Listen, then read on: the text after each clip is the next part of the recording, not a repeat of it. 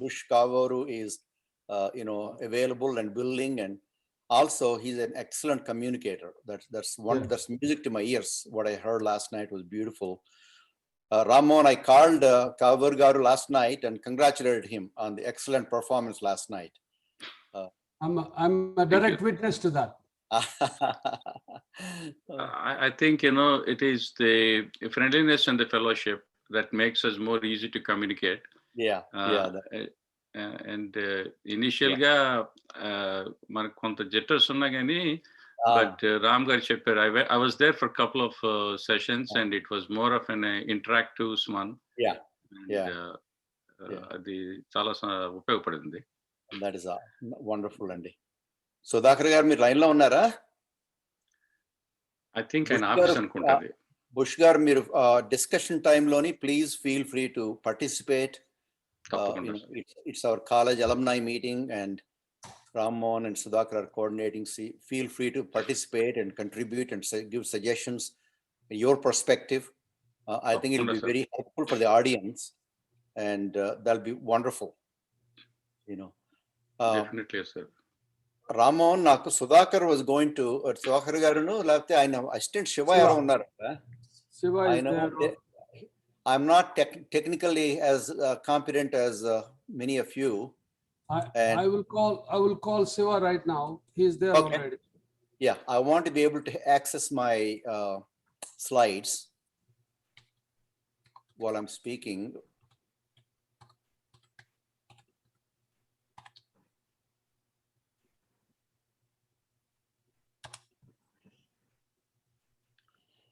Oklahoma temperature ఎలా ఉన్నాయి sir Murali గారు? ఇవాళ 78-80 degrees in right now, slight rain. It's beautiful outside. It's my backyard. Beautiful. We have a 45-acre lake anamata. There are 50 homes in the shore. Wonderful. And beautiful sunsets. My wife and I spend 2 to 3 hours in the backyard in the evening time. Ee time loni Sandhya samayam. Best time of the day. We've been here for 27 years in this home, and it felt like just 2-3 years. That's all. Our kids' marriages and everything happened right here. Yeah. So forgive me, Sivarao Garu. He is there. Sivarao Garu. I will text him then. Okay. He says Sudhakar will be joining shortly. Good evening. I will text him saying, you had sent him the PowerPoint, right? No. He said I can just access from here. Okay. Yeah. I will briefly cover in 25-30 minutes because there are people that are here that were not there way back when we did the last time. Yes. So basics of, what is stress and burnout in physicians and what happens and what steps are good. Then we'll go into individual discussion of case scenarios, their own experiences, and what they're seeing on the units, what they're seeing in their own lives, in their own society, where they're living, because their perspective will be of help to us to generate more discussion as to what specific things they can do. So that's my plan, Ramon. And Sudhakar Garu, he suggested last time I did mindfulness exercise with a little chocolate to give a taste of what mindfulness is all about. He said people loved it. So I'm going to do something different this time. If the opportunity exists and they really want to learn, simple relaxation techniques and some guided imagery that they can apply. If they like it, we can send a digital copy that can be distributed to everybody. I developed about 30 years ago. Forgive me. He said he shared screen with you. What do you see on your screen? On my screen, okay, shall I click on one of the PowerPoints and see what comes up? You click the PowerPoint, open it, and on the Zoom screen, you will see at the bottom share screen. Oh, okay, I just clicked the share button. Share screen. Okay, I clicked it. Then it will your PowerPoint, your screen will be shared with us. You open your own PowerPoint, I hope. Okay.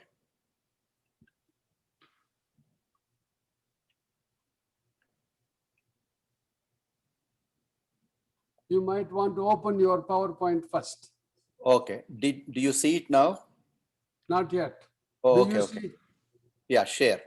You got it. కనబడుతున్నారు sir ఇప్పుడు. Okay, కనబడుతుందండి. Okay, కనబడుతుంది.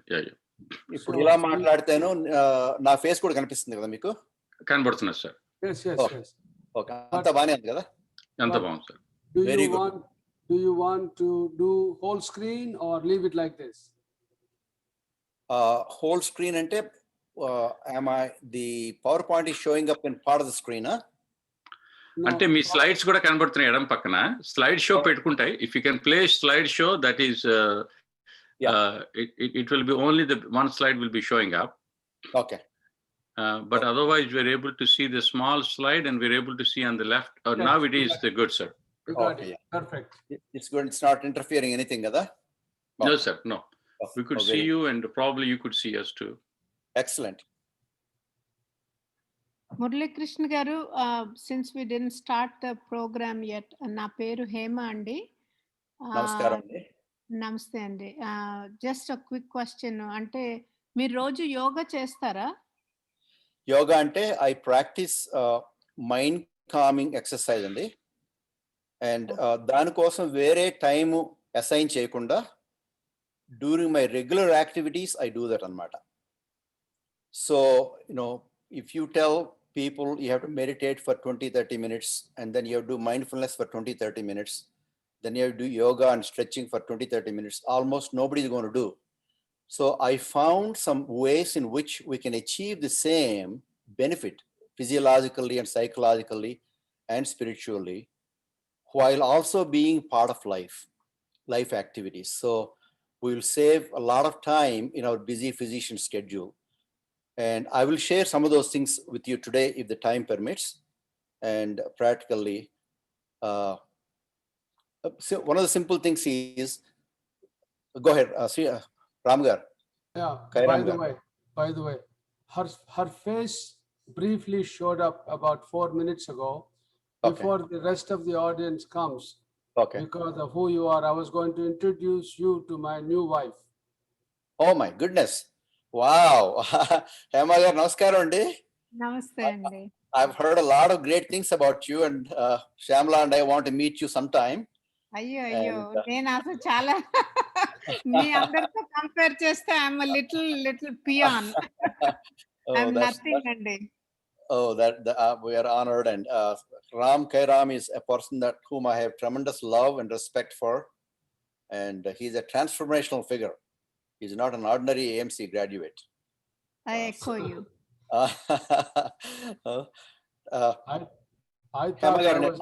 I'll give some of the details, yes, maybe during this meeting, and then maybe ask the same question towards second part, so I can help other people to understand how to incorporate these things into your daily life, into our daily life. Being a physician, being so busy, what can we do to get the same benefits? You get the same benefits psychophysiologically, neurologically, blood chemistry wise, and inner peace wise. And what are things we can do that can incorporate these principles into our daily function? I'll ask that question again, so everybody can listen to that. And if there is not enough time to complete it, we will, Ram garu meeru nenu will have a video conference or Zoom or something in the next few days. I'll give the whole works for you. అంటే ఒక్కొక్కసారి అంటే I even took an administrative position అండి నా department లో. So being OBGYN, busy surgeries, deliveries, తర్వాత ఒకవైపు administration, sometimes I handle a lot in a day. So I sometimes I struggle with unwinding myself, and I don't, and I'm a very calm person. Yeah. But that is affecting my sleep. అంటే రామ్ గారేమో దెబ్బలాడతారనమాట, నువ్వు పడుకోవాలని. And I'm unable to sleep sometimes. And I said, నేను పడుకుందాం అని అనుకుంటాను కానీ నాకు నిద్ర పట్టట్లేదు. That's very, very common problem, especially people in leadership positions, like the four of us are, with multiple responsibilities, multiple commitments, and also multiple interests. We are not a one-sided monster. We have multiple interests, multiple tentacles. మనకి ఏంటంటే unwind అవడం is going to be a challenge. And I've experienced it myself some time ago repeatedly. That's when I started applying some of the principles into daily life to unwind. How do you unwind? And how do you really focus on one thing at a time? And how do you get not drained by the end of the day? Also, how do you stop the churning process? Brain loni churning avutuntadi. Same thought keeps coming and coming and coming. And churning actually ages us and also mess up our sleep. The alert mechanisms in the brain are activated. You're wide awake, like, you're in a super, antenna. And then it's difficult to shut it down. If you pray, if you do something, it may not shut down right away. So there are things that we can do, prevent it. And for that, we have to train the mind and the brain. It'll take about anywhere from 2 to 6 weeks and before you start seeing some results. That's how long it takes. 6 weeks is about time the brain changes start happening. Prefrontal activation, tarata stress response calm avadam. Ideally 90 days, and sometimes 6 to 8 months, you will see maximum benefits and more. You can actually visually see in the brain scans and blood chemistry the changes that happen to you. So we will go over that in detail in the next few minutes. Thank you. Sudhakar has joined us. So he will tell us. Usually we wait for a few more people to arrive. Yeah. You don't have to run away at 9 o'clock, do you? Exactly 1 hour? No, I don't have to run away. We can, if we need to, we can extend to 9:30 or something like that, whatever, time it takes. If there are interested people, then we'll share more. And if they already know and they don't have much interest, we can shut it down at 9. Then, so however I can serve, I'm there. And Bushgaru, feel free to, please join in. And you have tremendous expertise and good knowledge, and you're very articulate. So we'll share with each other. I believe Sudhakar is there already. Yeah. Good evening, Ramon and Murali Krishna garu. Namaskaram andi. Namaskaram, Sudhakar garu. Dr. Sudhakar, we are very happy to be here. Thank you. Yeah. Ramon, you may start once we have 50 on board. I think there are more than that now. 57 can I people. request Ramon? Can I request something from you and from Sudhakar and maybe Dr. Kaur also? I don't keep track of the chat messages. Yes. And it distracts me too much. I can't focus on the person that's asking me a question, and I can't focus on the topic. So could you take care of the chat messages and then give chance to one of them to have their question asked online, so that I can hear and I can respond more appropriately. You got it. Sudhakar and I will intentionally, I'm not a good multitasker. Sudhakar and I will handle the chat box. Okay. No, by the way, I am not a good multitasker. I could only handle the chat box. I want to listen to you too. Okay. Good evening, everybody. Good morning, everybody. Tonight we have the pleasure of Dr. Murali Krishna. For some incredible old reason, I call him RVSS. Everybody calls him Murali Krishna. Some people call him Murali, but only today I noticed your name is Murali Krishna. 2 words or 1 word? 2 words. So you got 1 more syllable now, RVSSMK. Yeah. So this is the man that I have watched, learned from, admired, as he spoke on many occasions. And some of you who are interested in looking up names, if you look at Fred Murrah building bombing in Oklahoma City, you will notice that his career and contribution has been dramatically recognized ever since that incident. And I'm not going to tell you what all the things he does, but for the last 10 years, he has been my most reliable go-to man when we wanted to address this topic. Always says yes, travels, presents beautiful material. And today he's going to talk about keeping balance, reliance strategies, and mind-brain skills. And previously referred to me by me as stress and burnout prevention, especially as it came to play in the COVID outbreak. 1 more second. The other day, the news came out, several senior doctors died within a space of 3-4 days. It produces tremendous fear and anxiety among those doctors who are constantly afraid for their own life, their own wellness, their families. So we are asking such doctors to go to work and take care of such severely ill children. And then comes this new thing that we are going to ask medical students, senior medical students, junior residents to go into the battlefield. They're not fully trained, they don't have enough weapons, they have not had battle skills, and we have a war.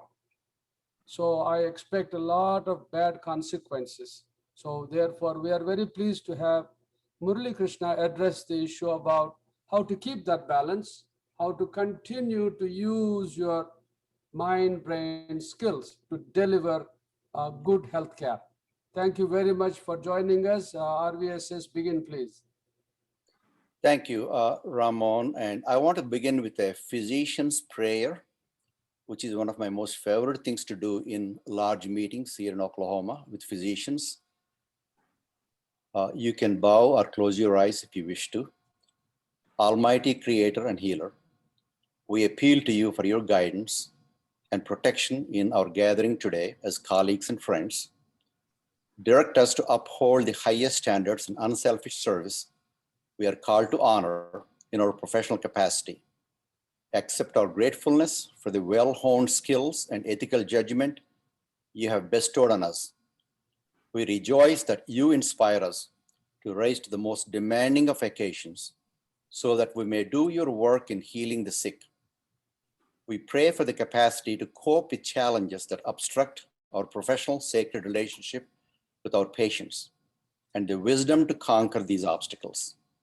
Please give us clarity and insight into their problems and give us the patience and generosity and spirit and the tools to deal with them compassionately and completely. Remind us to constantly be aware that our true purpose of being a physician is to make a difference in the lives of the suffering. We are forever reminded of the fragility of human life and that you are the ultimate healer. Allow us the humility to know that we are your tools. We may know how to mend a diseased heart, cure an infection, but it is you that mends the broken heart and cures the infection. We may fix a shattered bone, but you reassemble a shattered spirit. We may help a weakened mind, but you rebuild a weakened will. We are thankful for all who support our endeavors, our wives and husbands and our children and our parents and our sisters and brothers, our friends and neighbors, and all who you have given us, so that we may perform good for all who inhabit your world, for all of your creation. Amen.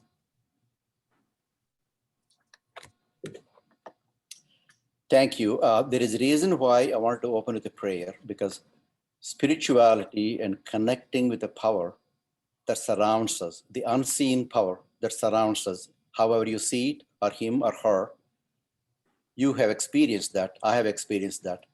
To access that, to appeal to that power is very important in our profession, because frequently we don't have adequate tools, adequate skill sets, and adequate options to deal with what we are left with.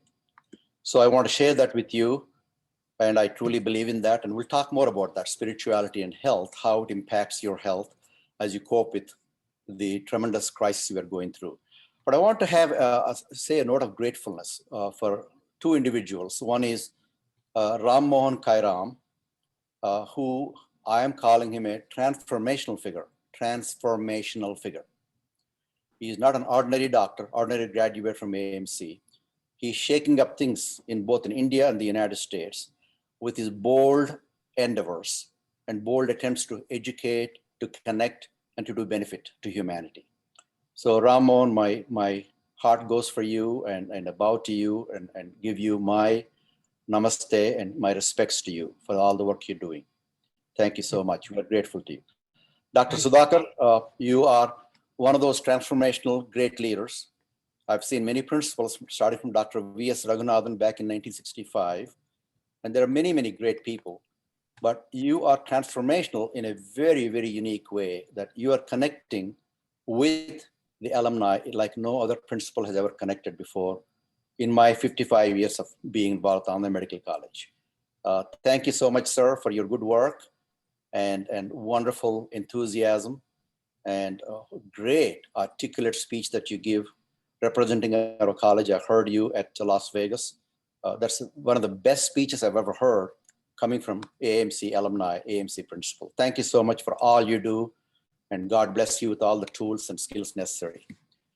So today we're going to talk about keeping balance. And one of the things, there are so many things we're going to talk about, how the emotions are affected, how our lives are affected. But one of the tools I found out that's very effective is learning to laugh, learning to smile, and have a happy thought. You know, when you have a happy thought, when you smile, even for no reason, your circulation goes up by 22% in almost all of the vasculature in the body. Who is saying that? University of Maryland, Department of Cardiology, in extensive research with imaging, they found it several years ago and presented at the Department of Cardiology National Conference in Orlando, Florida several years ago. It's been replicated elsewhere. There's a continuum, beautiful knowledge evolving in the last 20 years about what goes on in the brain and the mind when we experience certain emotions, happiness, anger, frustration, fear, hopelessness, loneliness. The changes that happen in the brain are very visible from a vasculature standpoint, from a molecular standpoint, the blood chemistry, and from imaging standpoint. You can see beautifully what changes are happening there. If you are angry for no reason right now, for no reason, or for a reason, the temperature is not right, or the meeting didn't start right on time, or whatever, guess what happens in your body? Even if you are the most healthiest human being, your chance of having a heart attack goes up by 230% in the next 2 hours. This is again with extensive studies. Why?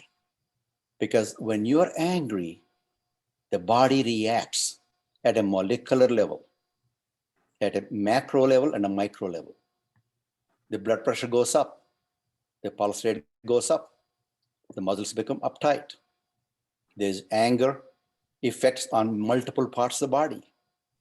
Anger clots the blood faster, the platelets coagulate faster, more closer. The thrombin acts differently, and your chance of heart attack goes up significantly.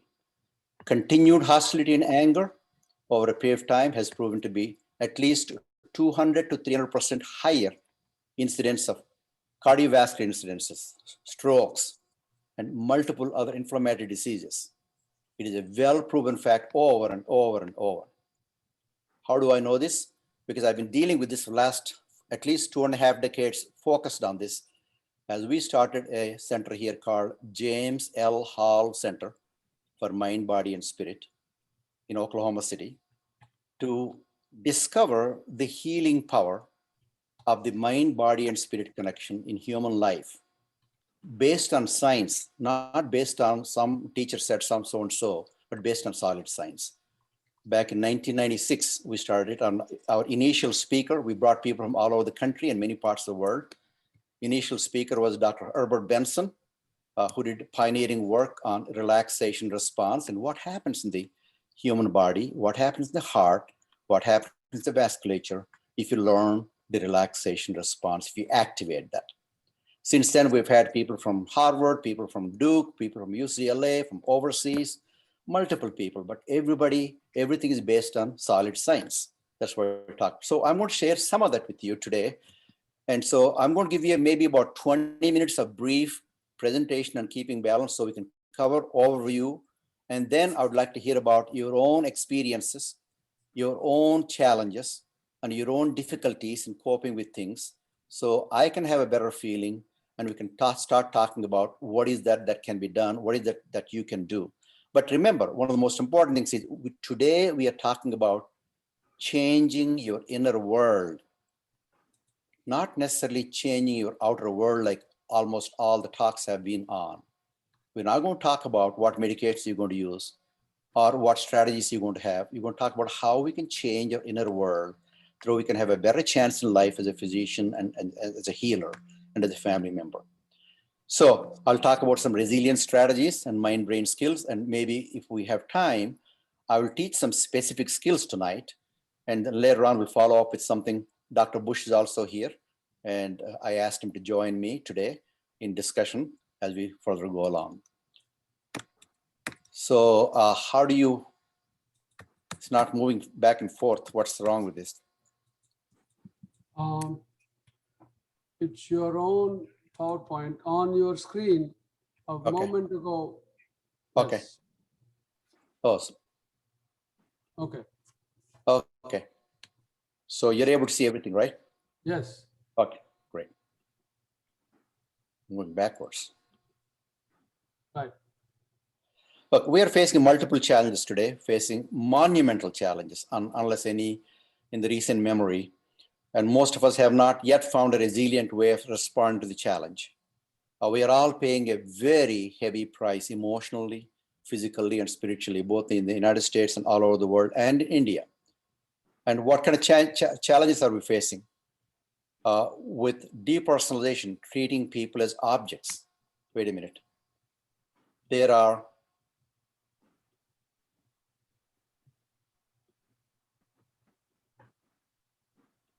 You're going in the opposite direction. okay.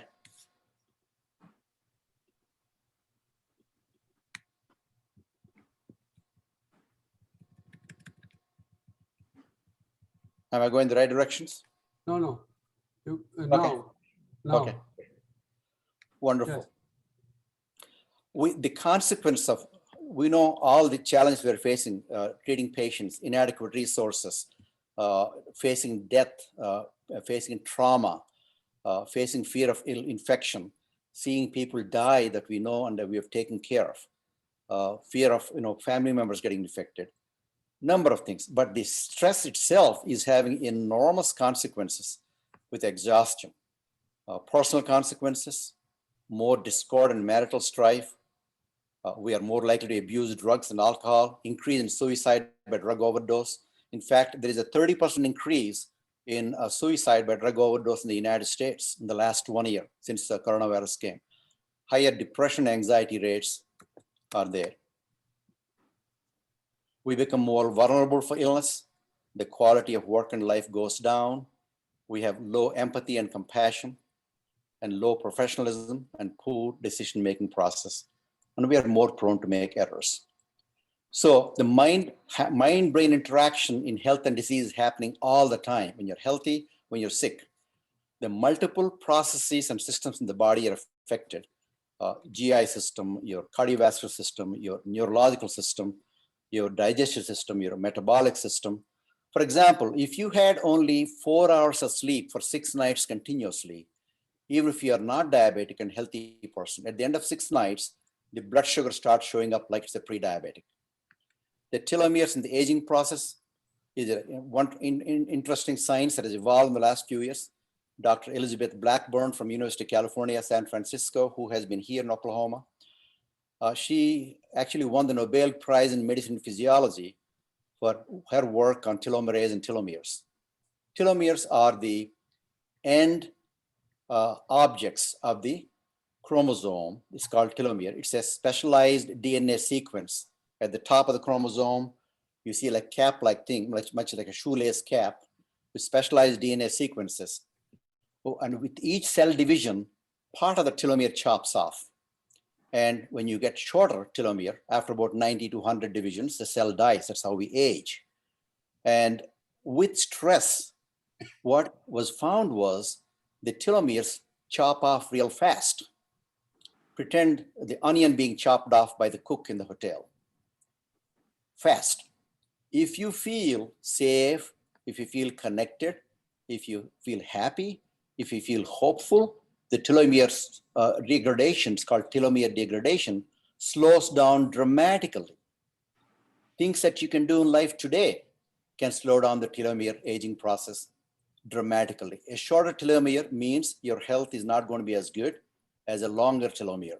That's in general the very important principle. A lot of literature came out about lifestyle factors in telomere aging process, about diet, about exercise, about state of mind. Beautiful. Dr. Blackburn wrote a beautiful book on that. So please read that. Effects on the brain. The brain effects of stress are multiple, including microhemorrhages in the brain happen. There are hundreds of effects in the body and the brain with stress. When increased stress is perceived, after the acute phase is passed, when it becomes longer term, it's got some tremendous, drastic consequences on many parts of the body. The COVID-19 pandemic has become a tsunami affecting all aspects of life: our health, our culture, our finances, our education, our food, how we obtain food, our transportation, sometimes our employment and how we work, and most especially our spirit and the emotions. Stress may express in many forms: anxiety, fear, uncertainty, sadness, tiredness, frustration, insomnia, irritability, hypervigilance. You're like a super antenna. You can't shut the brain off. You're looking for danger signals. That's what's happening. And no matter what you do, the brain can't be shut off. That's hypervigilance. Changing in eating and resting patterns happen. So stress may manifest also as impaired immune function. As you know, when the stress levels go high, when the stress hormones go high, the immune function goes down. The digestive functions go down. Other metabolic functions go down. The inflammatory proteins go up. And your, many functions change in the GI, in cardiovascular, cognitive dysfunction happens. In fact, Harvard research is showing even an average person has between 45 to 50 mini stress reactions in a 24-hour period. Average person without stress.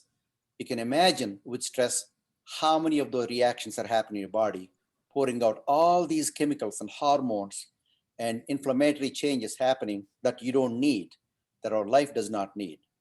It also results in strained relationships, cynicism, depression, and suicide, and physical, emotional, spiritual exhaustion. So what is the secret? The secret potential answer is discovering your own mind-brain health. Protect and enhance your mind-brain health with skills that can be acquired, that is becoming resilient. So I will stop my PowerPoint there, and I want to hear about your own experiences. Before that, I'll give you a chance to laugh or at least smile. I'll share a joke with you at this time to lighten up things. There was once a couple who are having a glass of wine in the evening, much like this evening. And husband normally does not talk much. He's very stoic and serious and rarely smiles and rarely talks. Suddenly the husband started talking, and the wife was kind of surprised, and he started talking and talking, expressing his gratitude in the following way. Honey, I've never expressed how grateful I am for you. You've been there for me when I had bad times. You've been there for me when I had good times. When I had successes, you've been there. When I had disappointments, when I lost my job and I had a heart attack, you've been there. I have never expressed my gratitude to you. And I really want you to know how much I appreciate you. And tears started coming from the wife's eyes. And she was very emotional. She has never seen a husband talk like this. So she said, my dear husband, let me ask you, is that you that's really talking, or is it the wine that's really talking?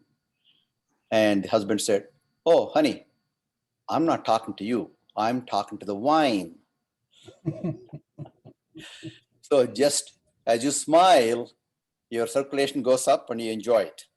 I would like to open for discussion right now, and we'll go to skill set after we hear about your own experience with stress, with burnout, with pressure, with frustration, and with the changes, with the deaths and other things happening, inadequate resources. What have you been experiencing in your own lives, in your own professional life, and also in your own personal life and your spiritual life? Share with me 1 or 2 or 3 case scenarios so we can talk more detail what we could do.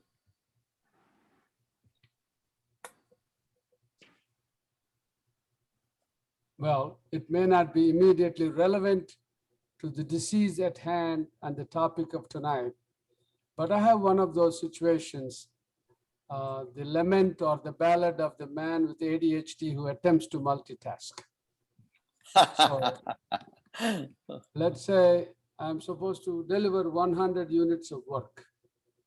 And if I deliver the 100 units of product, I'm considered successful, they pay me well.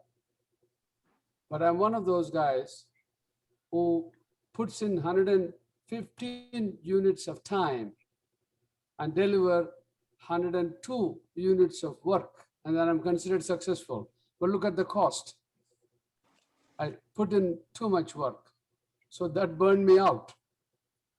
So I'm very happy that I'm in Texas now growing bendakailu. So I finally learned to lower the expectation. So, people with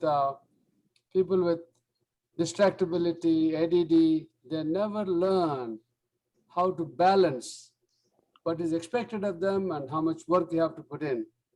But God bless, if I believe in God, He blessed me with an incredible ability to sleep. My sleep latency is 10 seconds. So I think that saved me. So I've now become an aggressive teacher, talker, advisor to mothers with children with ADD. And I push sleep. So I'm just sharing personal experience without having anything to do with acute illness treatment in the hospital. Thank you. Krishna Garu, I have a question. Sure, so this much of death we never ever experienced. Again, body after body or patient after patient, and we as healthcare personnel, we are in the PPE and we are stressed out also, like breathing. It is very, very stressful. How should the physicians handle themselves when they take out the PPE, meaning doff and come out? And how should they take care of themselves? Before they go, what should they do to just be prepared mentally that I'm going to be in this suit for at least 3, 4, 5 hours, and then when I come off, how should I take care of myself? Because there are so many young people in this chat box, in this discussion. I think you can shed some light. Okay, I will definitely shed some light. Bushigar, you want to make a comment? You raise your hand. No, go ahead, sir. I think what Dr. Pilla mentioned is a similar question I have, but go ahead. Okay. It is a very difficult situation, Dr. Pilla, where we have inadequate resources. People are dying. We have never seen that many people die in front of our eyes. Occasional death is common, unless you're in a very, very special field that deals with almost dying patients. And then the lack of enough oxygen for ourselves is a factor, and lack of connectivity is a factor. We usually have pretty good relationship, connectivity with the patient, connecting with the families, predicting what's going to happen, helping them recover.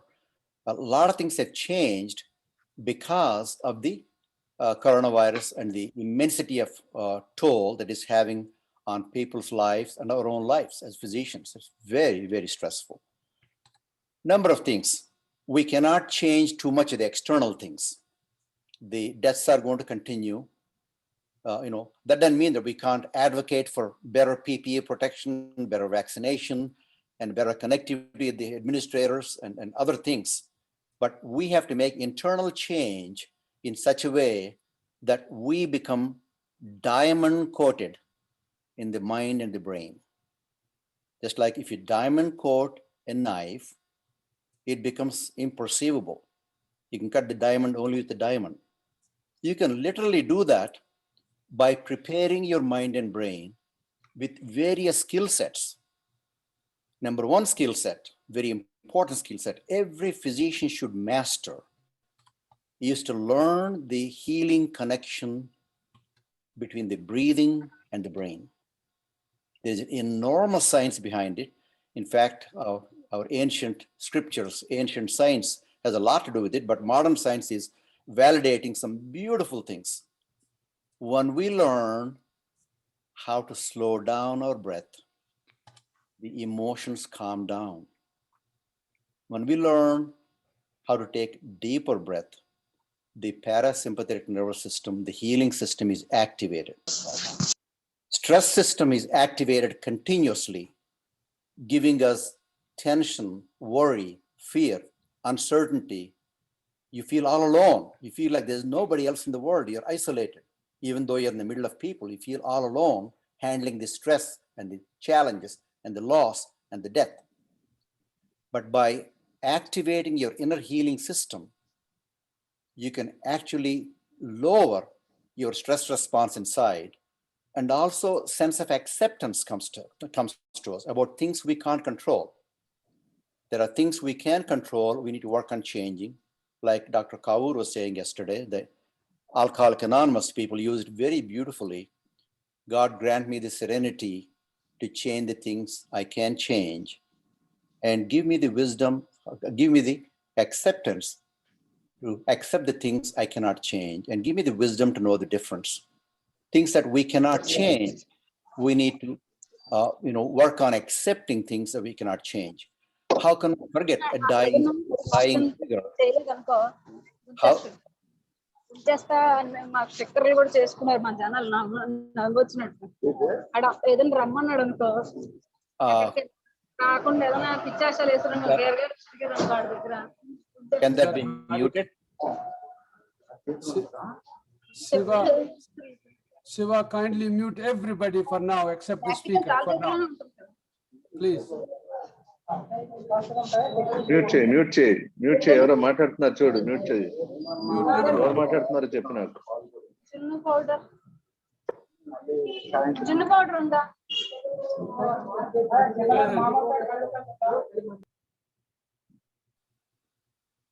ఎవరది మాట్లాడింది? Can we talk? Yes, please proceed. Okay, thanks. How can we forget the dying figure that is feeling helpless, not being close to the family members, dying in the hospital without any connection except maybe a connection with us? It is not very difficult. It's very difficult. So the practice of mindful awareness has tremendous benefit for situations like that.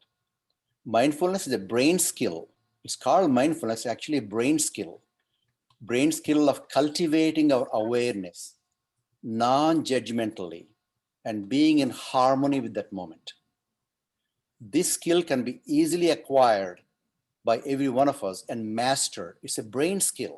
A lot of people misunderstand it's kind of a mind psychological thing. No, it's a brain skill. In 6 weeks, you can see changes in the prefrontal area in our own brains, activating various aspects of positive aspects of how we respond, our judgment, our insight, our decision-making process, our emotional control, impulse control, our memory in conjunction with other areas of the brain.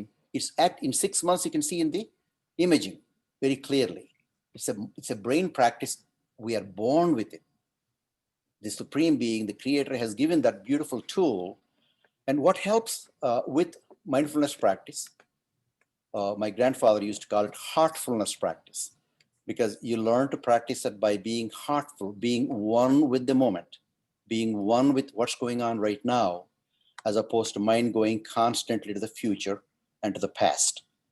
When we go to the future and the past, which is 90% of the time we do that, then the present, the quality of our experience of the present moment is diluted and sometimes dysfunctional. So when we learn mindfulness, it'll give us the ability to be non-judgmental about what's going on, accepting things that are going on, and giving the full faculties of your functions, your mind, your bodily function, your decision-making process, and your judgment in the most beautiful way that can be done to the best of your capacity. And also you become in harmony with what's going on. This practice in 6 weeks can transform a human being's experience in the hospitals. It begins to do that. And of course, multiple other changes happen. Inflammation goes down simultaneously. Your sleep gets better. Your bodily functions get better, metabolic functions. It's almost like the perfect tune-up for the brain and the body. It's amazing. And Harvard research, Dr. Sarah Lazar and her colleagues have shown something stunning, that with about 8 months of practice of mindfulness every day, magic happens in the brain. So far, I have never heard about, in my 55 years of being in the medical profession, any medicine or any procedure increase in the gray matter functions, connections in the brain. We lose the bed cells every day, the cortical cells.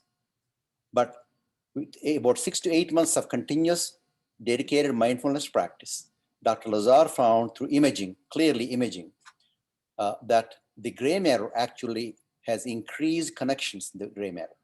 What a stunning finding. It's been replicated at the Bender Institute in Germany and elsewhere later on. So a tremendous transformation happens. But before we practice and develop those skills right now today, a sense of acceptance of things that we can't control, a sense of belief in a power that's greater than us, that they're leaving the world, the body is leaving the world, the spirit is leaving the world. And it's a loss for the family, it's a loss for the community, it's a loss for us as doctor. And that is part of our profession. We need to take that with equanimity. Equanimity is a skill that we can develop. What is equanimity? Equal-mindedness. When you succeed, we may become happy and ecstatic. When we fail, when we can't save a patient, we get down and very, very, very, very sad. We need to moderate that so both extremes are not there in life. Actually, mindfulness develops equanimity. That's part of the resilience we're going to talk about. Resilience is the skill.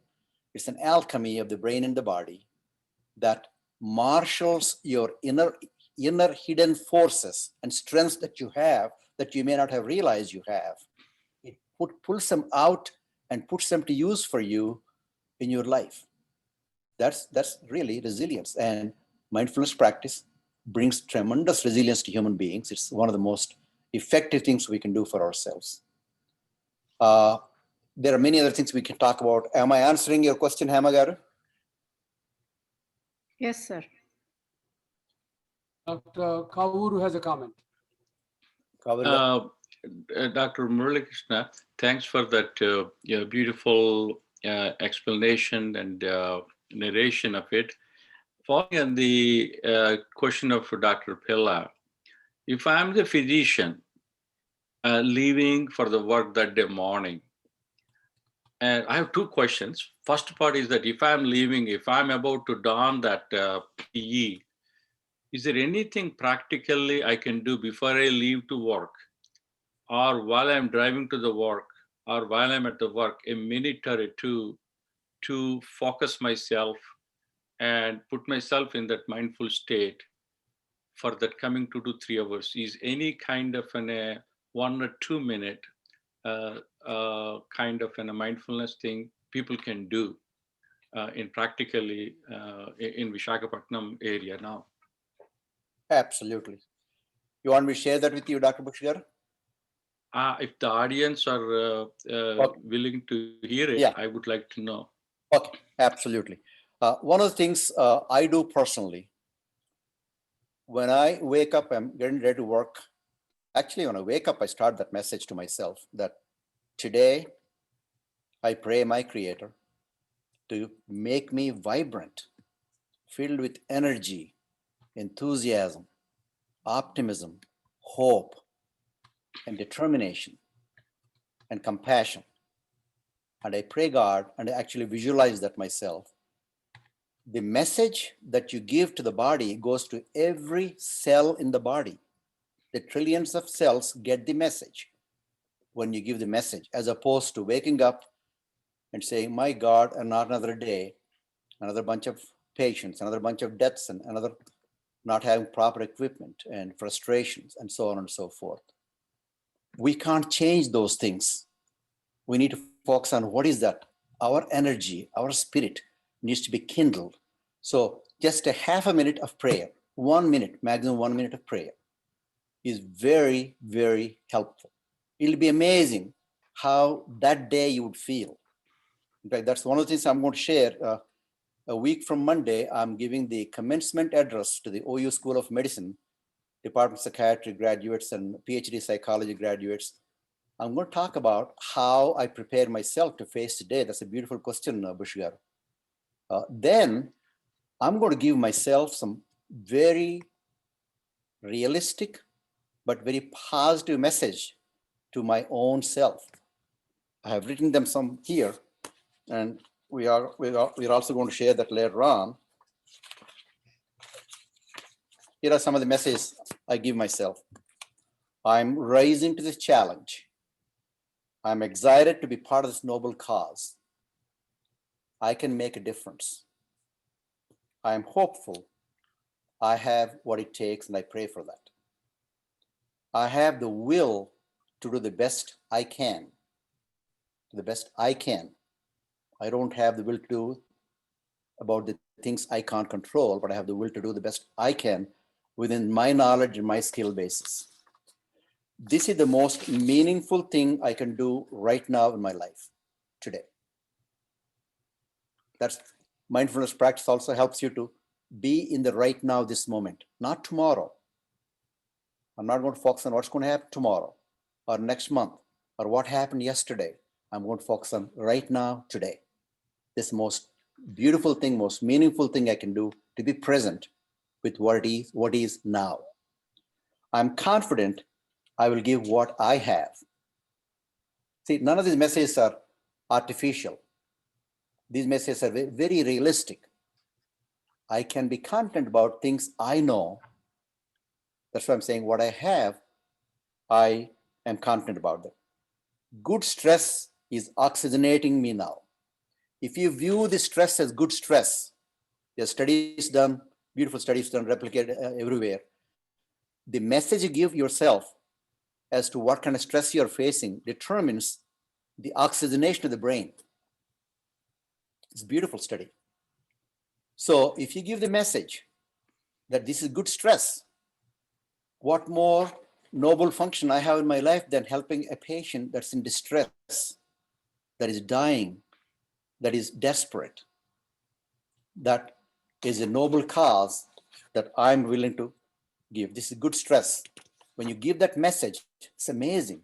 You have better oxygenation in the brain happening. I'm hopeful we can recover. In the United States, for sure it's happening right now. I'm seeing early signs of recovery in many physicians right now. And I'm grateful for the opportunity that's given to me today. So those are the messages I give myself.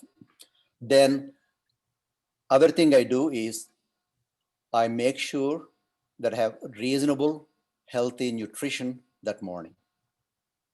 Not refined carbohydrates, bad for the brain and bad for the mind and bad for our reactions emotionally. Highly refined carbohydrates are bad news for the brain, just like they're bad news for diabetes and bad news for heart. For the brain also, it's exactly the same thing.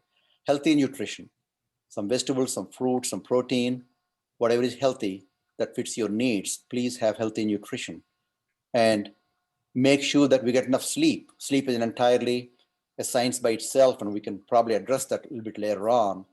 Sleep is essential for our recovery.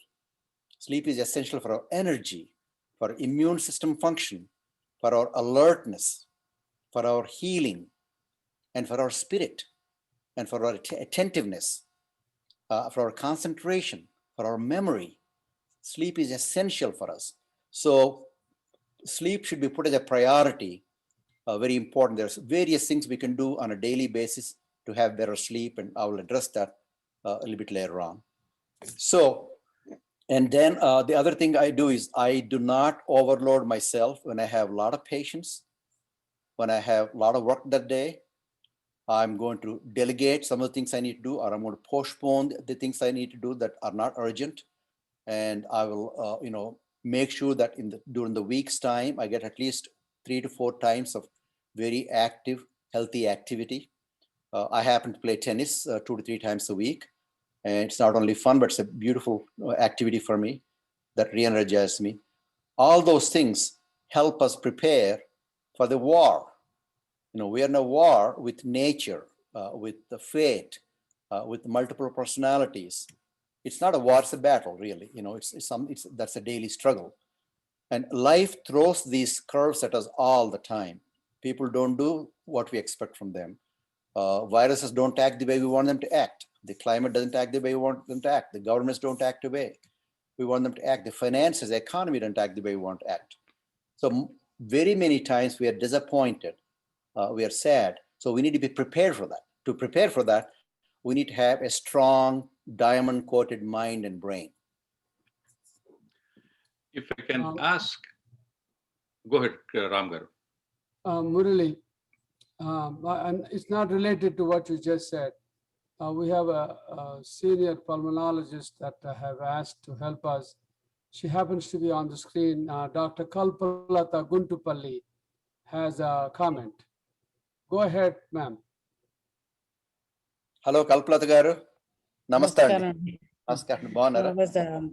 Yes, Miru, I agree with everything you said, but I just wanted to make a comment, having been in the ICU for the past 40 years and really dealing with the COVID patients. I understand Dr. Pilla's comment. It is very stressful physically as well as mentally when you are in this PPE. It's very hard to breathe. You get very hot. So it's both physical as well as mental, the strain. So it's at a personal level. Secondly, you see the patients who are dying with no families because visitors are not allowed. And it's very sad to see because, they haven't seen their loved ones in maybe weeks. We don't know. So I think one of the things we find helpful in the ICU is that when a patient is dying alone, the nurses take it the worst because they're at the bedside for a lot longer than we are. So we just do what is called a sacred pause. So when somebody dies, there's no family around, there's nobody for them, nurses are really affected. So especially young people or, people who've been there a long time. So we just gather around the bed and we just pause. We just take time to pause. And whatever religion, whatever prayer, whatever you want to do, I think it really helps us as caregivers as well as the nurses who are spending at the bedside. So I think there is a personal aspect, and I agree with you 100% about the sleep. If you don't sleep, if you continuously work for 16 hours or you haven't slept in a long time, it's equivalent to being drunk. I mean, the studies show that your faculties don't, errors of omission and commission both happen. So that's important. At least for me, what has worked for many years and is that when I wake up in the morning, the first thing I do, first 20 minutes is meditation. I feel like I've earned my day. And the reason I'm saying is you've said the same thing, but I'm saying it as somebody at the bedside because a questioner asked about what you do. So I think it really helps me. If I have the first half an hour, that's all I do. If I have another 10 minutes, I might do some stretching exercises. The other thing is, I think all of us are very stressed because of the workload, because instead of taking care of X number, now we are taking care of even more acutely ill patients that are multiplied in number. So I think to divide the work into small doable goals, like I'm going to just maybe, take care of patient 1 through 5 for now. And then I'm going to take a break or get some water and do something that, you don't blame yourself or stretch yourself. We found the third thing is have small social groups like fellows we know we are exposed to the same risk. If I socialize with my bubble, I'm okay. So socialize, we are social animals. We do need to socialize. So in the evenings, you just socialize in your own bubble. So you're not exposing others. So these are some of the things I feel have helped us. Sorry, I didn't mean to barge in. Yeah. No, Kalpalata, you are one of the most experienced and most wise people in the field. You are an excellent speaker, and thanks for sharing that practical experience that you have had in ICU, the pulmonology, for a number of decades. And it's so important to connect with people. Connection is probably one of the most important things we can do today. In fact, I advise people to have a buddy, somebody that they can connect every day, just for 2 minutes, just for 5 minutes. Share our thoughts, our feelings, our experiences, our frustrations, our hopes, just for 2 to 5 minutes a day. It does wonders for us, a magical thing for us. Thank you, Kalpalata garu. Ramon, you need to invite Kalpalata garu to be a speaker on this forum. She's going to be the speaker in the next 2 days. Great, that's wonderful. Dr. Murali Krishna and Dr. Kalpalata garu, I'm talking to, and I have seen, if you're in a shift, you may lose 5-6 people. And some of them may leave an impression. It could be a 22-year-old, or it could be a 45-year-old, or somebody who looks like a grandfather. So when we go home, our mind is completely with these buzzing sounds of the ICUs and 4 or 5 deaths. And we feel that we could not do what we were supposed to do and feel guilt, and we are not able to wind down or go to sleep.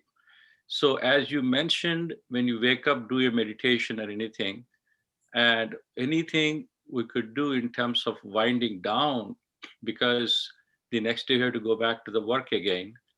And these emotional drain and not able to do anything, and this guilt, especially if they're in ICU duty for 7-8 days. And young doctors are also not able to process this. Seniors, they get used to it. Any advice? Question is for both of you. Kalpalata, you want to answer that one? I mean, for me, when I go home after 12-hour shift or something like that, the first thing I do is, I mean, you want to protect your family too, okay? I just go straight from the garage into the shower. I don't do anything in between and throw the clothes. At least I know I'm protecting, at least I'm not putting others in danger. And then I try to relax. I just try not to think what happened for that day. I leave my work there. I come home, I shower, cooking is my relaxation. So I cook, not because I have to, but it relaxes me. I eat, I watch some TV, and then maybe do a small prayer before I go to bed. And that helps me. And when I'm not working, I try to socialize. I need people around me. So I socialize in my social bubble and I talk to people. These days we have Zoom. So I relax that way. I think that COVID has made by necessity, develop some hobbies and learn some new things. And I think that has, for me, it was cooking and few other things. So it was good for me when I'm not working to do those things. I think one of the skills that psychiatrists are trained, Bushigar, myself, is how do you enter the mind of other human beings and the life of other human beings, but learn how to come out of it. People that do not know how to enter, they have difficulty in developing compassion, empathy. People that know how to enter, they have a tremendous understanding, but they can't come out of it and they become sick. And people that learn how to get in and get out are able to stay objective and be able to guide the person in a beautiful way. Similar skills can be developed with acute work, that is traumatic type of work that many people are doing today. That at the end of the day, we need to be able to shut the work off and not carry it home. It's easy to say, then do it, but you can practice that. You can practice that by distraction, like Dr. Guntapalli is talking about, leisure, music, family, activity. Physical activity is a beautiful way of distracting ourselves, and something very positive, uplifting, reading, nature. These are beautiful things. But also I want to share with you, if you practice mindfulness, within a few weeks' time, you'll find that you're able to shift your emotion and your frame of mind very easily. You're not stuck somewhere where you don't want to be or need to be stuck. You're able to shift the emotion in a beautiful, imperceptible way, in a very healthy way. That's a skill that can be developed, that our body has capacity, brain has capacity to develop that skill, to be able to shift that. And please enjoy things. Just because there are so many people dying under our care or suffering, that does not mean that we should not have joy in life. We should not have fun in life. Because remember, we are not only physicians, but also mothers and fathers and grandparents and uncles. And if we don't save our health, physical health, emotional health, and spiritual health, we won't be there for many more patients out there. We get burned out and get out of medicine, like some people are planning to do or have done, or die. Some people have done suicide, or addiction and overdose addiction is going up, or have discords. So we need to protect ourselves. To protect ourselves, we need to become healthily balanced and healthily selfish to recharge our emotional batteries. Remember, the heart muscle is a beautiful example for us. Heart starts beating before we come to the world inside mom's womb.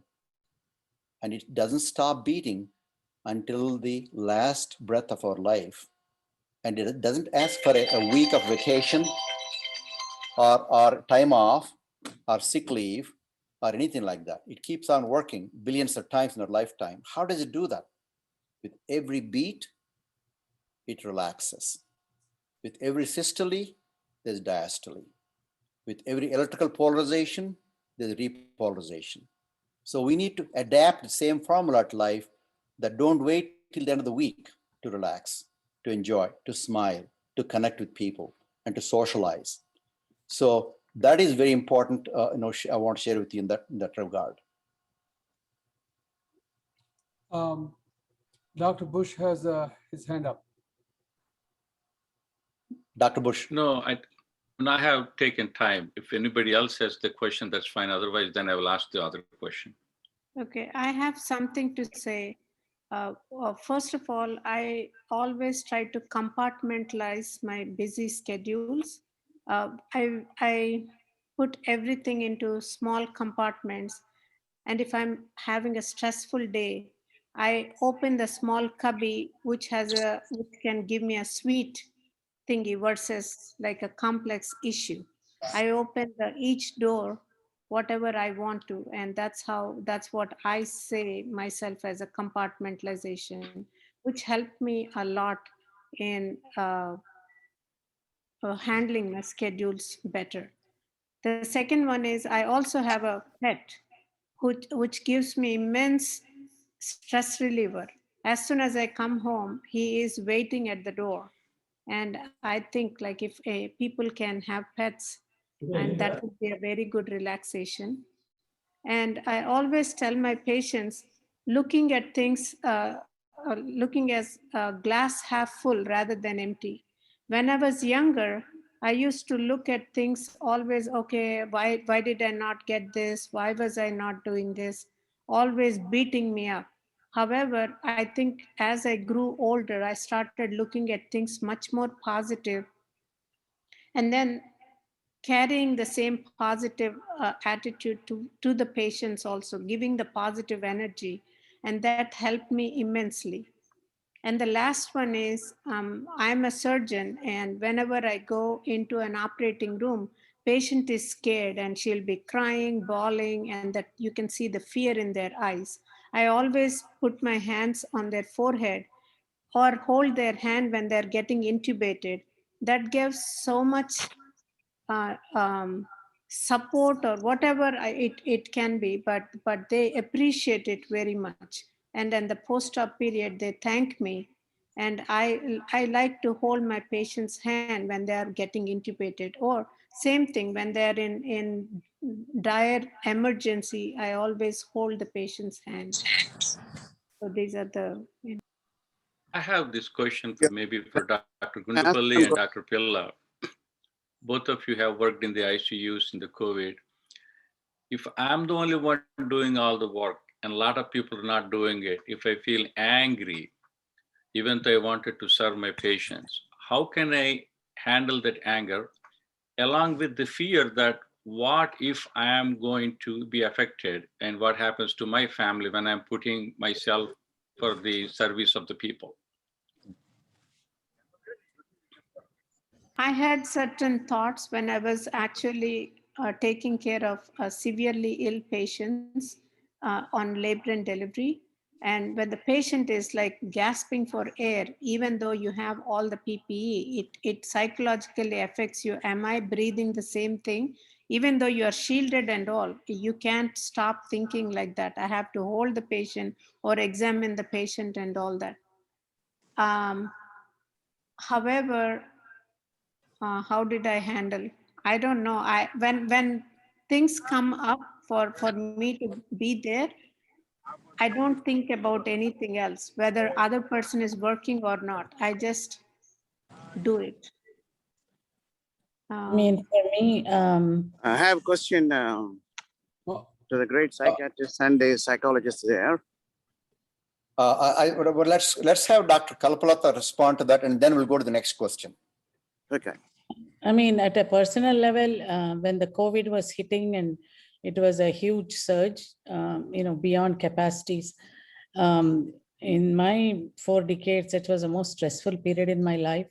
I could have taken age exemption. I did not have to work actually bedside in the ICU. But when I thought about it, I said, if you're a general all your life and there's a war and you try to, stay home, I said, I can never excuse myself. And I'm so glad I still work in the front lines, because that gives me immense satisfaction. I think it is an individual decision, how scared you want to be. And, I'm not saying there's a right answer or wrong answer. You do what is right for you.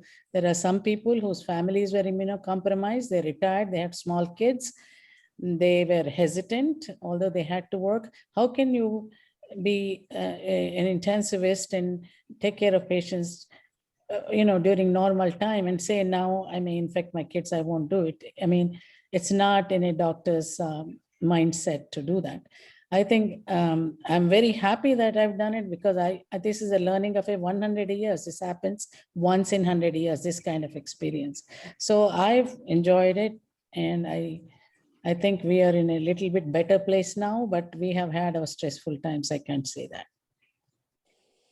Ramon, our next person is asking a question. Next question, Dr. Shankar Narayana has a question before I go back to the chat box. Shankar. Oh. Your microphone. Your microphone is off. Your microphone, yes. Yep. Kalpalata Garu and Murli, thank you so much for all the wisdom you have poured into our brains. I totally agree with all you said. And just as you said, Kalpalata Garu agreed that she's not being judgmental about who does what. You do what you feel is best for you, as long as it doesn't hurt anybody. And I just read just before COVID has taken over all our lives. And as a primary care physician, I can say a few things which have helped me in being a reasonable physician. I can't claim myself as an expert in anything, but the people come to us for hope. Don't kill the hope, number one. Number two, you don't have to lie. You don't have to sweet coat anything. Be honest, be truthful, but hope, give them the hope. And as Hamual Nigari said, holding hands, touch, they have immense value. Touch is very, very important. Actually, during my earlier years, from back home, we all bring that habit of touching people. When somebody is sick, we touch them, making sure that, giving them an impression that we are trying to reassure them that you're going to be okay. That is universal. It doesn't change where you are in the globe. And most of the people were appreciative. When I didn't do it, some people even commented, why? Are you afraid of touching me? So I think touch has a value. Listen to them and try to gain their confidence that you are on their side, not on the opposite side, just because you are sitting here and the person is on the exam table. We are basically all human beings. When the person comes to us, they think we are the doctors. But actually, when they leave our offices, doesn't matter whether you're primary care, tertiary care, or whatever specialty, they have to leave our office as they have visited a friend whom they visited for an advice. This has worked very well for me for over 40 years. And I can understand all of us are going through these emotions and burnout and stuff, but I think future is going to be okay. Worse things have happened. We'll face this. It will be okay. Murli, you may want to pick up on that as far as what Shankar has said about reiterating touch giving hope. Yeah, Sankarnarayana has very wise points. Giving hope is one of the most important things we can give. We can't give false hope, but the hope that somebody is traveling with you in your life. Somebody is holding your hand. Somebody is saying, I'll find what solutions I have within my toolkit, and I will try to help you to get well to the best of my capacity. I'm there with you, and I'm not abandoning you. And the touch is a symbolic expression of that. And actually, when you touch someone, even on the hand, a lot of changes happen in the brain and the body. As you know, the bonding hormone is activated when you touch each other. Touch has significant physiological effect on the human body and human mind and human brain. People don't, usually don't realize the enormous value this simple touch has in the healing process and the relationship between the patient and the doctor, and in creating hope and creating a sense of symbolic connection, a bond. Thank you, Sankarnarayana, for bringing that point. That is a good segue, Murali, into one of the questions in the chat box. Dr. Murali Krishna Garu, you mentioned about connectivity between breathing and brain function. Does pranayama have an effect on stress management, and how do you utilize it? Absolutely. Pranayama has significant effect. And I'm not, yoga or pranayama expert. I've studied more from a scientific standpoint. There are many, many types of pranayama that people talk about. So simple breathing technique, which is pranayama. Prana is our breath. Yama is you're harnessing the breath and the breath's power. What happens is, very simply put, slow breathing activates your healing system, the parasympathetic nervous system.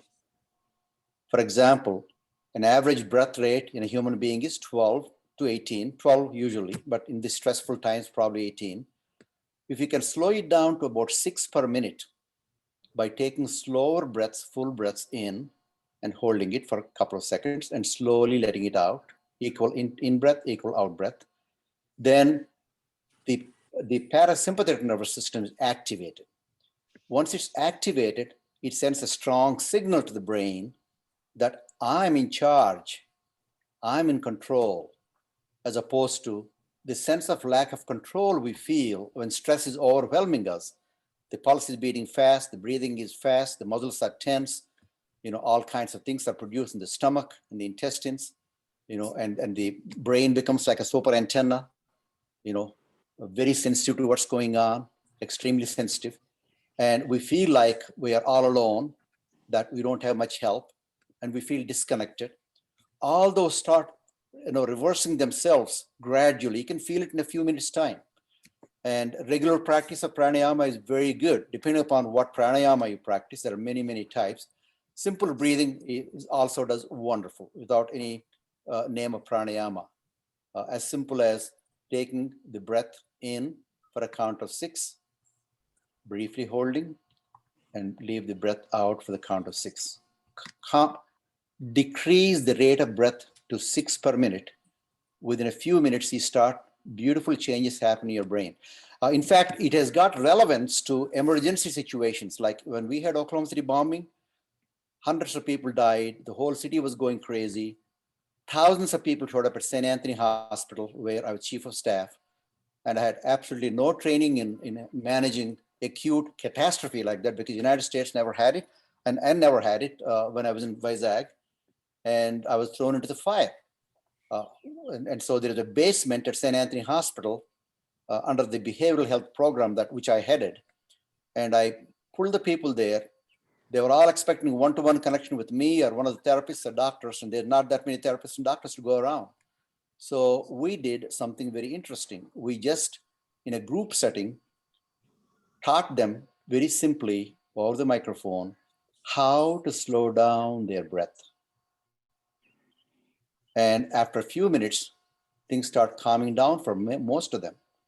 There are supportive things going on that they could take part in at that point. The sense of panic has decreased in these hundreds and hundreds of individuals that are pouring in with minor injuries and psychological traumas and acute panic and fear of what's happening in the first moments. So breath and the brain are intimately connected. The emotions are intimately connected. With each emotion, there's a specific breath pattern that happens. And when you send the signal that I'm taking slow breaths and slow in breath and slow out breath, that sets the chain in motion of various physiological and hormonal changes in the brain and the body. In fact, even the inflammatory system calms down. And over a period of time, the antibodies actually become stronger in the body. And multiple healing systems are activated in the body with as simple as slow breathing. Thank you for bringing that topic. It's a very important topic. I'm going to the chat box now that I'm supposed to. There's a question here that may not be immediately relevant to COVID, but sir, my grandfather always gets anxious since the pandemic started. He calls for every 2 hours to my mother. He's on amitriptyline for the last 10 years by a physician. Please tell us how to proceed. Dr. Bushgar, you want to continue last night's conversation about the treatment of anxiety? Yeah, I think especially with the elderly,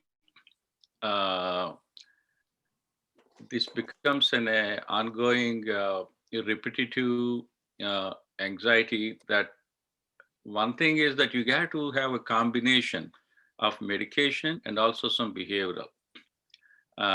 First of all, you have to tell him, I'm going to call you, whether you call me or not, 4 times a day, so that he knows that he's going to get the call from you.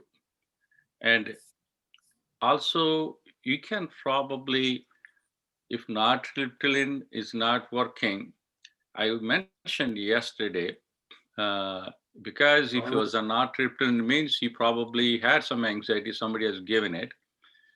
And if it is given at nighttime for insomnia issues, you can use mirtazapine, which has a sedative effect. It has anxiolytic effect and also an antidepressant effect. And if their kidney functions is within the normal limits, mirtazapine you can use up to 15 milligrams. It will take the edge off.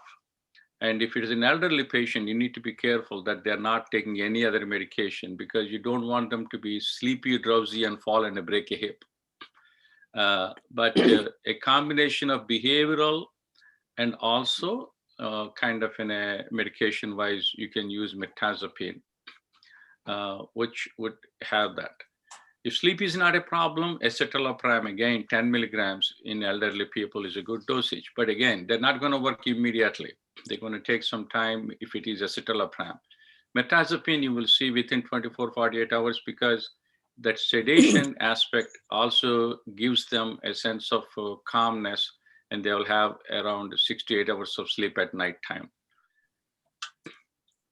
Dr. Pattisapu has a comment. Jogi, please. Thank you, everybody. It's a wonderful conference and we're learning every night. Dr. Muralikrishna, I appreciate you bringing in the perspective from the psychiatric aspect. A humble request. I think my wife was typing in something but came out wrong. When we met Deepak Chopra and spoke with him about this mindfulness and all of this, because we're Indians and we have a 5,000-year history of culture, we have a fantastic background. Nobody has studied the mind, and I'm a neurosurgeon, so I study the brain. Right. We have certain terminology that works. And the pranayama was brought up. Ramon Maharshi mentions beautifully, you control your breath, like a bird being in a cage, you control it. A humble request is that all of these things, mindfulness is nothing but Sakshi Bhava. And when we met Deepak Chopra, what he was failing is that why don't we bring them close together so our language is easier when you're talking to Telugu Arlu, Manavarlu, Manakivanni Telusu. We have Sanskrit words that people use because our friends in India talk to the patients with words they'll understand. Mindfulness, to be fair, it's hard. Breath control is hard. వాళ్ళకి ఇవన్నీ బాగా అర్థం అవుతాయి కదండి. దేవుడు అంటే, భక్తి అంటే, స్పిరిచువాలిటీ అంటే ఇవన్నీ మనకి చాలా మందికి తెలుసు. అది మనం వాడుకోవచ్చు కదా to our advantage. And I would like to hear from my Indian colleagues much more, rather than the Western ones. I lived in America for 50 years. I grew up here. So I know Western culture, I know. But I want to hear from the Indian doctor. ఆవిడ చెప్పిన పిల్లగా చెప్పిన really touched by that. చాలా కష్టం ఇండియాలోని. ధన్యవాదాలండి. Patisap garu, very good point అండి. Almost every technique you see here being utilized for scientific research, I see some Indian connection somewhere, even though they may or may not admit right away. And Dr. Benson, Herbert Benson, Harvard professor, who became an expert on relaxation response, he went to India actually, and he studied in depth how our people practice relaxation response. And he even went to Himalayas and the Tibetan area to see how people generate heat in a freezing weather, and published beautiful publications on those things. And our people had significant effect on the mind, taught over thousands of years. I think if you can make it simple, my interest has been, how do you apply the knowledge, if it is confirmed by modern science, to today's patients that I have been seeing and my colleagues have been seeing in this country right here. If I'm practicing in India, I'm going to use some words that they can understand easily, and they can identify, and they can be trained easily, not necessarily going through 6 months of some Swamiji training or something like that, but something very scientific, something very simple that they can connect with. So maybe after Dr. Bushigar comments, then maybe some our Indian esteemed colleagues can make a comment on that. A beautiful point. అంటే ఇప్పుడు మీరు చెప్పిన దానికి if I may share my own experience, last 1 year batti, I lost 3 close cousins, and last year I lost one. Actually, I was on the phone with him for the 24 hours. And I received the last text from him before he passed away. I went through a lot of anxiety, a lot of worry, and I cannot switch off even though I'm not there, I'm here. So, చూస్తే కురుక్షేమ మన మహాభారత యుద్ధంలో ఉన్నటువంటి కురుక్షేత్ర యుద్ధం లాగే జరుగుతున్నది మనకి ఇప్పుడు. మనకి విన్నప్పుడు జీవితంలో మనం కొంత వైరాగ్యం గురించి, శ్మశాన వైరాగ్యము, ప్రసూతి వైరాగ్యం అని మాట్లాడుకునే వాళ్ళం. అసలు I was really more worried, and I was not able to function as a physician that my family expected. Then I really questioned myself, what I'm doing. Then I said, నా భయం నాకేం హెల్ప్ చేయట్లేదు ఇక్కడ. So ధైర్యం గురించి ఎక్కువగా మాట్లాడతాం మనం. ధైర్యం అంటే ఏమిటి అంటే, భయానికి తోడుగా ధైర్యం ఉంది. సో నేను ఎప్పుడైతే భయాన్ని నేను ఎదుర్కోగలుగుతున్నానో అదే ధైర్యం. ధైర్యం అంటే ఎక్కడి నుండో వచ్చేట్లేదు. సో ఈ భయం వల్ల నా పెర్ఫార్మెన్స్ తగ్గుతున్నది, కానీ దానివల్ల నేను బావుకున్నది ఏమి లేదు అక్కడ. దాని తర్వాత నాలో ఎవడు ధైర్యవంతుడు నేను చూసుకున్నాను.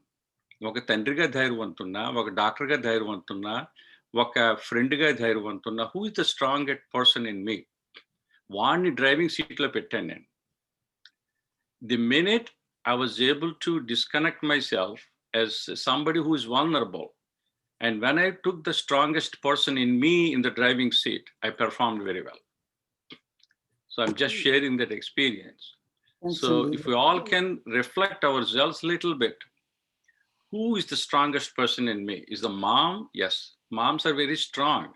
Vallu ఏ విషయంలో వచ్చినా, even though they are suffering, they don't show up, but they stay strong. Like that, sometimes the dad, even though he's suffering inside, for the rest of them, he will stand. Similarly, grandchildren growing up, 20, 30, they stand for their grandfathers. So just I wanted to share my own thoughts about it. Finding the strong guy, put him in the driving seat, let him lead it, rather than the vulnerable guy. Let the vulnerable guy go to the back seat and take a book, or let play with the children. Thanks, Andy. ఎందుకంటే చెప్పాను ఇది, మీరే అనుకోకపోతే, the higher we go up in knowledge, we become more spiritual and more religious.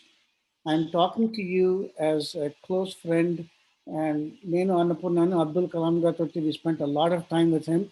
He's been to my house few times, we've been to his house many times. And he gave me a book, Medicine and Compassion by Rinpoche. I used that book to talk when Dr. Mahapatra asked me to talk in Bhubaneswar to the AIMS about doctors and compassion, underlined book from Kalam. Chiranjeevi Swami Mantlo unnaru, ivanni chepparu ayana. He tells us, so ilanti vallu unnaru India lo, Chaganti garu, Garikpat garu, veelandaru, they've studied all these things better than I have. And they're closer to all the people I'm seeing here. And I know very clearly, and Chaganti garu, because of Sudhakar garu, we had darshan with him. మీరు చెప్పండి ఏం చేస్తున్నారో ఎలా నేర్చుకుంటున్నారో అక్కడి నుంచి మాకు నేర్చుకోవాలండి sir. So Murali Krishna garu, inkokati from my side. No matter what we do, sometimes the patient will go spiral down and will be closer to death. How should we deliver that news to the patient? Because he may want to do something in the last minute kada. Adi elaga manam convey chestam patient ki. At the same time, how can we talk to the patient's family to give them strength to handle this bad news? Adi kuda chala important anpistundandi, meer cheptaremo. Absolutely. That's one of the toughest things in medicine, is to convey the bad news, convey the concerning news about life passing on. And it is not taken easily by anybody. And our own personal experience with death in our own life also plays a big role as to how comfortable we feel in conveying that message. But a very compassionate approach, using the relationship that we have developed with the patient over a period of time, and conveying the message that modern medicine and all the efforts that are being done are not adequate to sustain the life, that they would pass on to the next stage. And usually most people accept it, especially if they have some connection with the power that's greater than us. And the same compassionate approach with the patient's family, directly looking in their eyes, connecting with them, and sharing the news with compassion and with a sense of partnership that we have given the best we can, but a time has come for him to pass on, or for her to pass on, to make the arrangements necessary in their own life. Some people, I remember one gentleman at Baptist Hospital here. He was a social worker, and he was nearing death, but would not give up somehow. And the doctors did everything they can, and he's just hanging on to life, last moments, but he's not quite letting it go. So he had a strange request. He wanted me specifically to come and talk to him. At that time I was not doing much hospital work, but I went there especially to talk to him. And he's a social worker, as a therapist, he knew me as a doctor in this community. And he said, Dr. Krishna, I know I'm going to die, but I'm really not certain what's going to happen to me. So I want to ask you a very straightforward question. You are one of the most trustworthy people I know. Do you believe that there is God? Do you believe there is something beyond this life and this body here? And I thought for a minute, and I was deeply touched by his trust for me and the enormous burden being placed on me. And I honestly shared with him my own personal belief in my own way is that there is definitely a higher power that I can't 100% understand. I'm trying to understand. I see the power of this unseen power in all aspects of my life. And I try to access that power, whom we call God. And I believe there is definitely life after here. That's my belief system I shared with him. And we had some more conversation. And the next morning I had a call from the unit that he peacefully passed away that night. Sometimes some of those conversations are helpful based on each individual circumstance and surroundings, and helping the family to connect with them and to process the end of life. It's not easy, but it has to be done straightforward, with a compassionate heart, with an empathic outlook, with a direct eye contact, and showing truly that we care about them during this difficult stage in their life. Dr. Kalpalata has a comment. I mean, breaking bad news and end of life decisions are almost, we have to deal with them every day. And it is, it's become more frequent because the COVID. Two things I have realized is that, I mean, there are specific ways of communication that are prescribed, like there is something called value, and there are so many ways that we teach the residents. And but at least in my years of experience, what I have found is a lot of times there is guilt involved. There is guilt involved on behalf of the patient and as well as from the families. So when I talk to them, I take that guilt away. Suppose there's, patient is very terminal or whatever, there's nothing we can do. I try to give the medical information to take the guilt away, because a lot of times they're feeling, maybe if we brought them in earlier, maybe if I heard him complain about the headache 2 days earlier, or maybe if I didn't go to this party and bring the disease home, COVID home. So guilt is, so you will have a dead patient and a very guilty and very non-functioning family after their loved one is gone. So at least I try to give the medical information to take their guilt away, that there's nothing you could have done. This is something we have done. Every human మొత్తం మానవ ప్రయత్నం మనం చేసాం కాబట్టి మీరు గిల్టీగా. So I think that really gives definitely a lot of release. లేకపోతే this guilt is really what kills. 20 ఏళ్ళు వాళ్ళ అమ్మా నాన్నని వాళ్ళు చూడకపోయినా లాస్ట్ మినిట్ లో వచ్చి, because of guilt they try to hang on also. Thank you, Kalpalata. That's good advice. I have one question that is still in the chat box. It may not be immediately relevant to COVID, but it might end up with Bush Kavuru. Question goes like this. Sir, I always feel a transient, somewhat severe chest tightness on my left side chest muscles with deep pain, as well as deep love and concern. Is this just a physiological reaction, or it could be a pathological reaction? Why doesn't it happen to my right side body muscles, sir? I think I know what this is, but it's for the experts. No, go ahead, Ramon garu. Ramon, you have a smile on your face. You know the answer. Go ahead. Well, anxiety reactions all the way to panic. For some reason, even though they could happen anywhere in the body, they like the left side of the chest because the most dominant organ is there. They produce all kinds of symptoms. They think it's a heart. It could be breathing, tightness of chest, feeling of emptiness in the chest, chest tightness. Lots of things happen in the chest, and a little bit lower down, you got butterflies in the stomach. How the anxiety produces all these things is very dramatic. But such somatic symptoms confuse the individual. But people like you both can explain that away, saying this is an anxiety reaction. So my problem is, does it have anything to do with COVID, or it is just an anxiety reaction? I mean, I think you hit it on the nail, because we have the amygdala. When we are anxious, it's going to release adrenaline and noradrenaline, and adrenaline goes everywhere in the blood. When it goes to the heart, you will have some palpitation. So you start feeling your presence of the heart.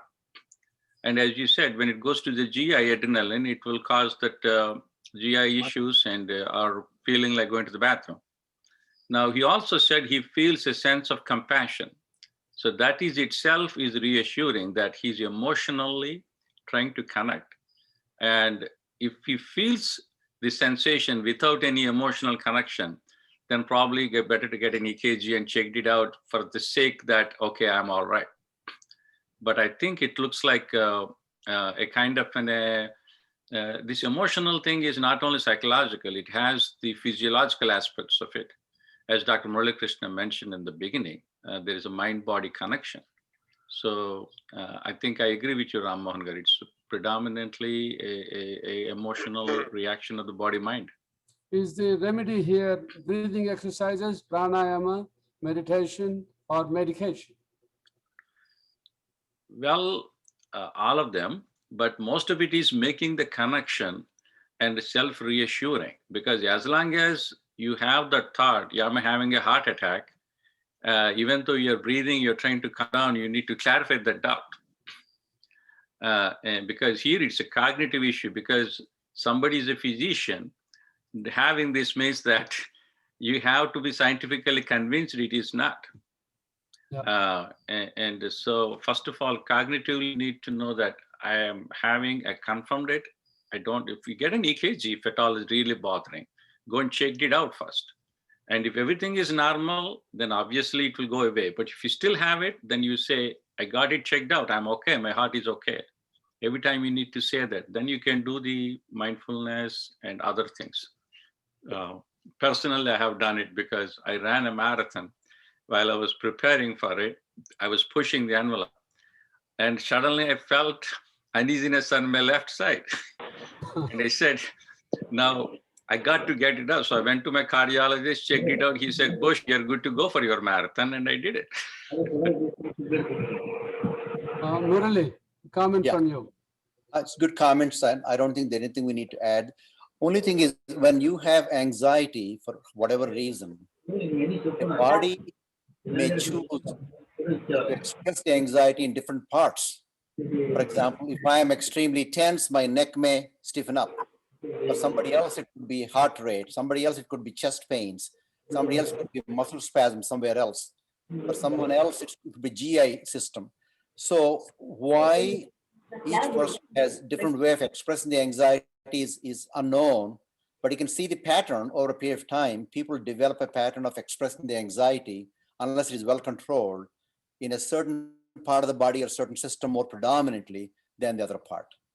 So it's rule out the physical problems and then do the techniques and skills that will reduce the anxiety level, including giving accurate information and decreasing their fear. And then the mind-body skills, and as a last resort, medication. So Sudhakar Garu gave us one more point. One more slot of time. It goes back to what Hema said about bedside, holding hands, touching the patient, etc. Dr. Patisapu made a very appropriate comment. It may be most helpful to pray with the patient and family. And maybe it's okay to cry too. So I'm not a praying kind of guy, but there were times when I almost cried. So it had nothing to do with me. So what would you advise regarding prayer and crying with the family? Absolutely. If you feel comfortable praying with the patient and praying with the family, it is wonderful. Most Americans are very spiritual people. You know, their religion may be different than what maybe you and I have been raised in, but find a common ground whereby you are invoking the spiritual experience in words that they can understand, they can connect with. Simple touch and prayer with the patient. I've used it multiple times in my career in various scenarios, and with the families is very, very healthy and very useful. As long as, we are not trying to rub our belief system on somebody else, that there is a universal presence of a higher power that most people experience in their life, and invoking that and inviting that into that experience in helping to cope with that particular stage of life and health is very therapeutic, very helpful. Studies are showing that right and left all over the country, this country. If I may share something, in Indian context law, and in the last 1 month, I've been talking to a lot of my colleagues. When the patient dies, immediately they have to remove and get another patient there. Another patient is really waiting. So there is no time for them to hold the hand, or there's no time to console anybody. And as soon as they remove the body, somebody else is coming there. So people are becoming numb, and they are not able to process this. And they became, as we said, initially you mentioned it, we decreased compassion. ఏదో మనసు రాయి చేసుకుని మనం ముందుకు వెళ్ళిపోతూ ఉంటాం. Lot of young people, I talk to them, they are not able to process it. Spiritually, I was just thinking loud. Any 1 minute, 2 minutes, because we have all the religions in India. If you are a Christian, saying a prayer to yourself and praying for that soul for a minute within you with a sincere heart.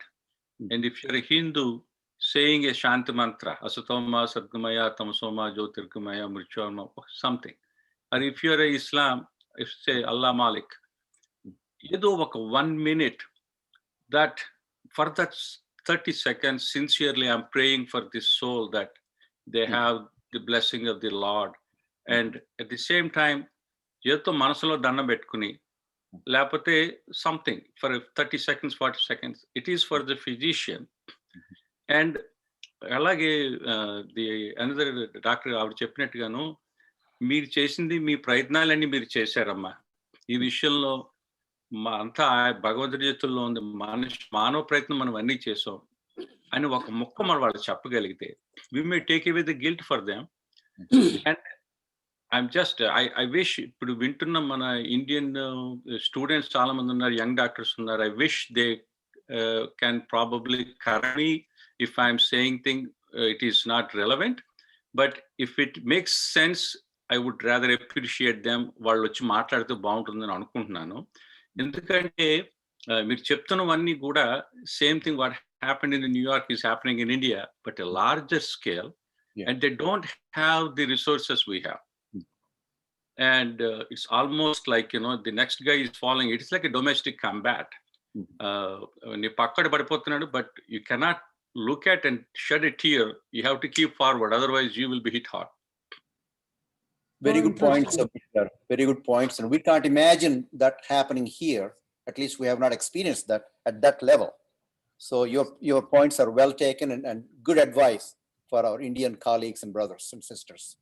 When you mention Indian colleagues and brothers, I want to tell all of you that is present, for about 2.5 weeks now, I have been very disturbed by the young doctors' business. Imagine 1,000 doctors dead, 50 doctors died in India in one day. Young doctors are being sent into the war zone, and not many senior doctors are visible. They may be available on the phone. But I understood, and I was very saddened to hear that not even connecting on FaceTime video, WhatsApp video. They take history and they tell the younger ones what to do. We have lost the connection between the young doctors, rapidly advanced doctors, senior medical students, and the ones that know the most. So I have terrible fear for what will happen in this war if things do not get better. Therefore, I want to point out to you, Dr. Chilamuri happens to be not on tonight. He did a remarkable job in the March to August period, how he supported the house staff, residents, senior residents, how he mobilized all the attendings to come in and handle the nights so that no resident worked more than 8 or 12 hours. It was a frightening situation. Unfortunately, I do not see that. I see the opposite happening. I feel very bad and scared and unhappy about the young doctors of Andhra Pradesh. I'm sure the same thing is happening elsewhere. So any one of you who has a voice, who has a connection, who has the ability to speak up, we must speak up for the senior medical students, interns, and PGs of our medical schools. I feel very bad about it. So we have gone beyond my 90 minutes. Dr. Sudhakar, you're still there, sir? Yeah, I'm there. You take it. Yeah. Thank you very much, Dr. Ramohan and Dr. Murali Krishna. And to a few comments. From what you have said just now, the situation has come that we'll have to rope in our senior medical students And as you said, this situation is also worse in the sense that some of the senior faculty members are shying away from the responsibility. And being an administrator, it becomes very difficult for people like us. Like we were talking, it's good to talk about one taking his own decision whether to be part of the treatment for part of the team or not. But in reality, it's very difficult because the moment you give a holiday for somebody based on his own wisdom, or if you want to give holiday to somebody because of his family circumstances or his comorbidities, it becomes very difficult for the administration because everybody tries to take the same path. And ultimately, you have very few people to work. So many times it's easier said than done of motivation. So many times do I motivate people? How long do I motivate people? And I keep on motivating people, despite which they say that these people are over 60 and they cannot work. And though they are physically strong, though they do their regular private practice, but when it comes to dealing with these patients with risk, they always feel that it's not their job. And it's not a rarity. The reason why I'm mentioning this is this has become very common. That's the reason why we'll have to take that into cognizance. And that has necessitated youngsters to be roped in our care for the COVID-19 patients. So we cannot just, unless you have certain rules, unless you make them, make certain compulsions, it's very difficult to have so many people on board, because every day in and day out, I get so many requests to exempt people from this service towards the COVID-19. Personal, sometimes very high recommendations saying that they have a 1-year-old child at home and elderly people at home and so on and so forth, which is common to almost 75 to 80% of the healthcare workers. To motivate is something which is easier said than done. In my 1.5 years of experience with this, I feel it's very disturbing for us sometimes that the people not cooperating and people not willing to work, and everybody want to have a supervisory job and no one wants to actually take care of the patient. So this is something we need to address, I suppose. And the other aspect I wish to share here is, whenever I listen to Dr. Murali Krishna, it is so refreshing. It is something like listening to music. Sometimes we may not understand the music, the Carnatic music, the verses of what they're singing, but it will be so soothing to the ears. But when I listen to the talk of Dr. Murali Krishna, it's both understanding as well as it's so soothing to the ears. It refreshes you and it gives you a lot of encouragement, and it acts as a catalyst for you to move forward. Thank you very much, Dr. Murali Krishna, for that wonderful expression. I always feel that I should listen to you more often, but it's not possible every time. But I think this particular video, this particular lecture of yours is being recorded. I feel that I should listen to you over and over. Thank you, Dr. Garu. I have just a closing thought. Thank you for your kind comments and thank you for the participation, and Ram and Kavur Garu, Andru. My closing thought is, you and I as physicians have a very deep inner longing to make a difference in the lives of other people and make this world a better place. Nothing can dim that light of this noble endeavor that shines from within you and me. Stay resilient, practice coping skills, and stay strong. You will prevail. May God bless you. Thank you, Dr. Malik. And over to Dr. Kairam for closing remarks and ending this particular meeting. I happen to agree 1000% what you said about Murali Krishna. You came on a little late. You did not hear me say that when I die and come back in my next Janma, I want to talk like him.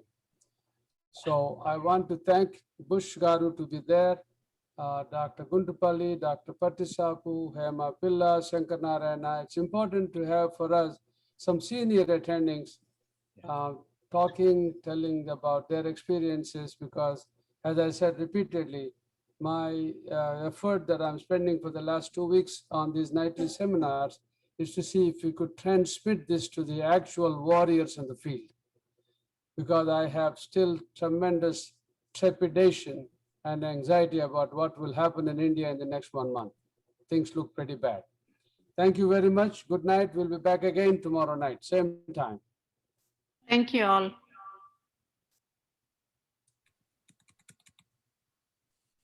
Thank you. Good night. Thank you. Good night.